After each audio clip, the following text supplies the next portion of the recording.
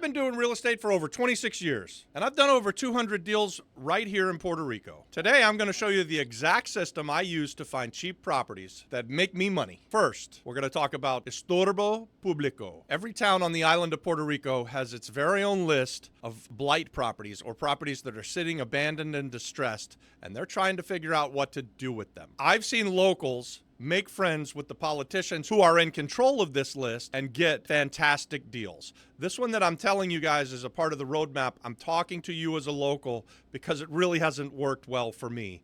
I could go in and talk to the mayor. Why is he going to give me one of those properties? I don't represent the voting base for him, so it's really not something that it's going to work for me. But I like to partner with locals, and if you can do that, if you know someone in your local municipality who's in control of this list, there could be great deals for you. And if you want to partner with me, leave me a comment. I don't think you're going to find these things online. I think this is a personal relationship where you're going to show up in person, ask the people in charge about these houses, and build relationships. Puerto Rico is Relationship Island, guys. Stick around, because that wasn't one of my favorite ways to buy properties on the island, but these next few strategies, they are. Strategy number 2 is actually going to look at the foreclosures in every municipality on the island of Puerto Rico. And this is a big one, guys. This is the way that we've made our money in real estate investing long before we ever came to the island of Puerto Rico. I used to buy 2 houses a week across the state of Florida at the foreclosure sales, and now we're implementing this strategy here on the island of Puerto Rico,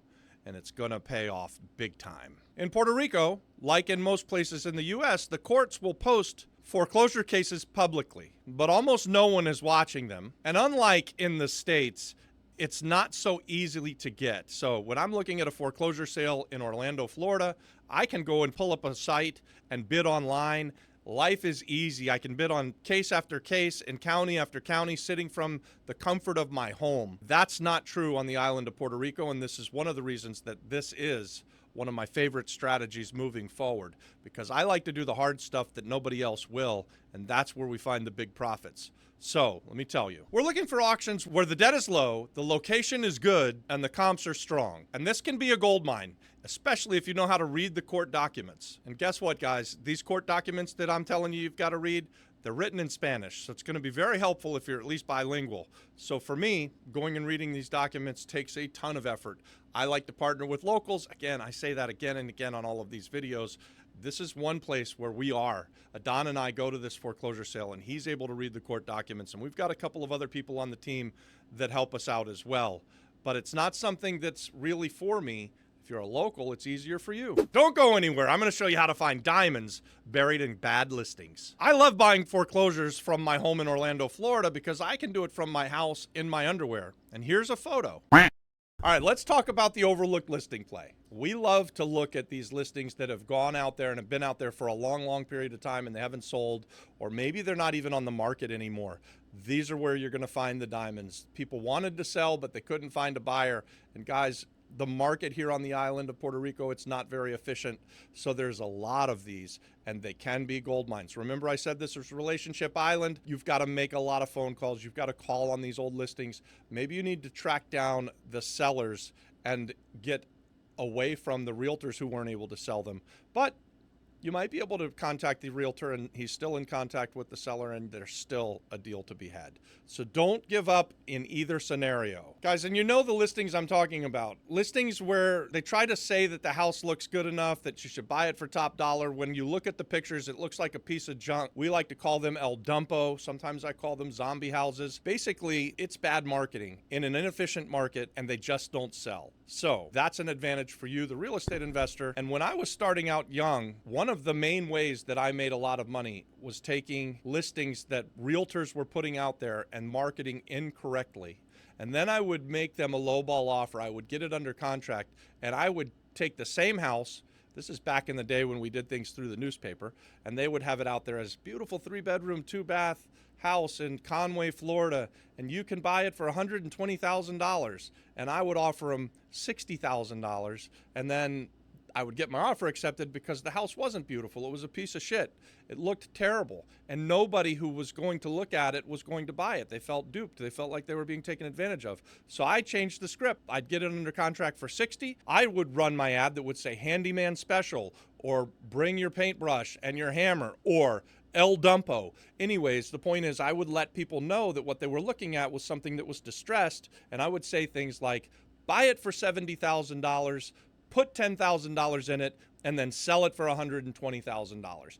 By changing the ad, I was able to sell, I would say, dozens, maybe even hundreds of properties that way. It was literally a gold mine, and all I did was market a little bit differently than the realtors who had the listings. That can be done, my friend, on the island of Puerto Rico right now. All right, guys, next I'm going to show you the boots on the ground method that works better than any app, and we call it driving for dollars. I've been a real estate investor, like I said, for over 26 years.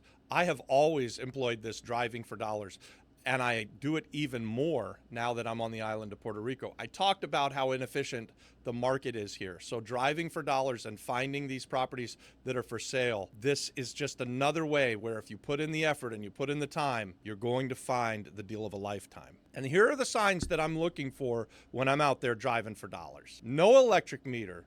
Boarded up windows, or here it could be blocked up. So when they board up a house on the island of Puerto Rico, this is a fun fact, they don't use plywood like we do back home in Florida. They actually take cinder blocks and block in the windows and doors.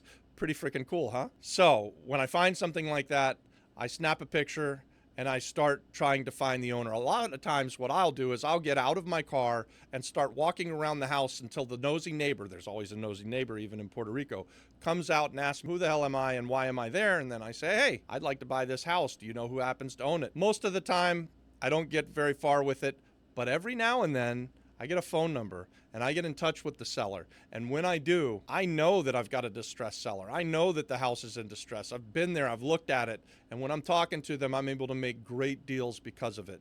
What happens a lot of times on the island of Puerto Rico, why these houses get left and abandoned, is because people die. And when they die, the inheritance goes from person to person to person, and you get this daisy chain where 10 cousins own it, and they're all in the States. No one lives on the island of Puerto Rico, and they don't know what to do with the property. And we provide a solution for them. As real estate investors, you get paid for the solutions you provide, or say it another way, you get paid to solve the problems. So if you can solve the problems for these distressed sellers, you can make a lot of money. And I think back on it, and I would say this is how I found some of my most profitable deals on the island of Puerto Rico. All right, hang tight though, because my next move is where the real secret sauce comes out. You see in my videos, these steps, they build on each other. I like to talk to the locals in the neighborhood where we're finding the zombie houses. So that means I'm talking to the nosy neighbor. I'm talking to the guy who's sealing the roof of the house next door. I'm talking to the contractors that are renovating the house around the block. These locals know everything about the neighborhood. They know who passed away. They know which houses have been abandoned for dozens of years. They know who's behind on their mortgage even, guys. We've literally had people hand us keys just because we asked. We did that recently actually on a foreclosure that we just bought, fixed up, and then we just sold. I'll do another video on that. But we were looking at it to go to the foreclosure sale, talked to the neighbor, and she said, here, I have the keys. And we got to go in and see the entire house, which gave us a big advantage when we were at that foreclosure sale because we got into the property and no one else did. You still with me? You should be. I'm about to show you how we scale this. And this is one of my favorites, the Rainmaker system. This is, we'll call step 6.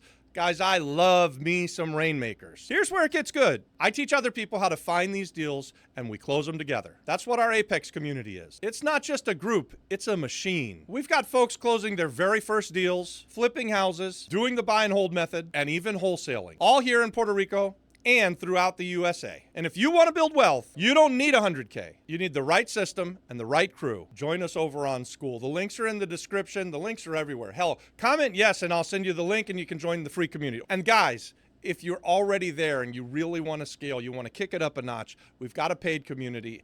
And while the free community is great, the paid community is even better, and we're actually actively doing deals with people inside of our Apex community. So if you like that, comment Apex. I'll send you the link for that. It's $97 a month. Guys, it's the best money you'll ever spend. If you want to do a deal with Robbie Krager, the Flip Flop Flipper, join us on Skool, on our Apex community, and let's go. Let's do some real estate deals together, and let's make a bunch of money. Watch this next.